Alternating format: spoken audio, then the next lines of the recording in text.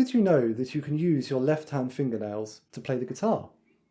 It's not a common technique, granted, but there are some exceptional uses for it. I first came across the technique when seeing the sarod. The sarod is a Indian plucked instrument. It has a metal fingerboard with no frets at all. And the thing about playing a fretless, plucked instrument is that if you press down on the string with just the flesh of your fingertips, you get quite an indistinct sound. Whereas if you use a harder object, like the nail, say, then you get a much clearer pitch, especially. You sometimes hear this on fretless guitars. So there's a video of Brandon Acker playing a fretless guitar, a very good video. And he's using his left-hand nails to stop the strings.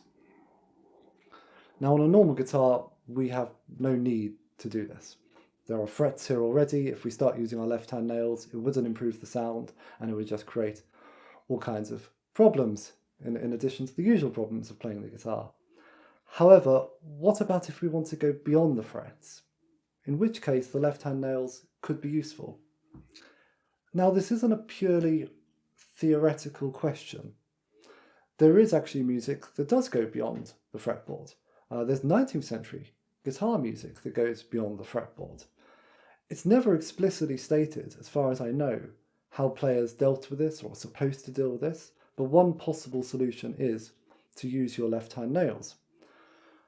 This may be particularly applicable on early 19th century instruments especially, because on a modern instrument we have a raised fingerboard, so the fingerboard is raised from the body of the instrument, whereas on an early 19th century instrument the fingerboard is usually flush with the body of the guitar. So we can actually very easily press down on the body of the guitar beyond the fingerboard. Now, if I do this with just the flesh of my fingertip, the sound is pretty indistinct. Something like this. Very muted sound. Whereas if I press down with my nail, let's see if this works, you see I get a bit more pitch. It's not an attractive sound, but you do have something there. Now, on the screen you'll see an excerpt from a piece by Carulli, Opus 113, which has notes beyond the fretboard. It goes all the way up to a high E. As far as I can see, the only way to play this with any kind of effective sound would be to use the left-hand nails. If anyone can think of a better way to play it, please do tell me. And so if I were to play with my left-hand nails, it would sound something like this. Let's see if I get this right.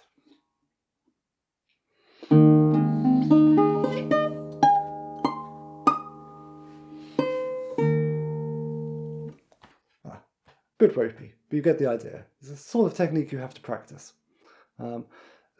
Some contemporary pieces they don't necessarily require its use, but they clearly suggest its use. There's actually one instance where, in a piece by Leo Brouwer, Lower Spiral Eterna, he does actually explicitly state that it would improve the sound if you use your left-hand nails. There are other modern pieces that suggest playing beyond the frets, and they don't say for you to use your left-hand nails, but it would clearly be advantageous.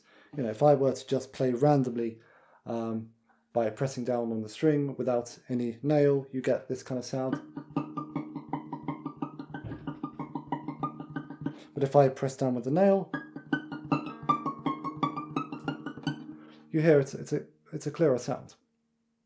Which is a quite fun technique. It's sort of like using a slide in blues bits.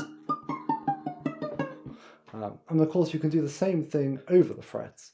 So as long as you're not actually pressing all the way down onto the frets, you're just applying light pressure to the string with your nail rather than your fingertip, you get that sort of sound. So anyway, it's a fun technique. There aren't that many uses for it, but maybe someone will find this useful, whether looking at historic repertoire or trying to write some new composition. Thank you for watching.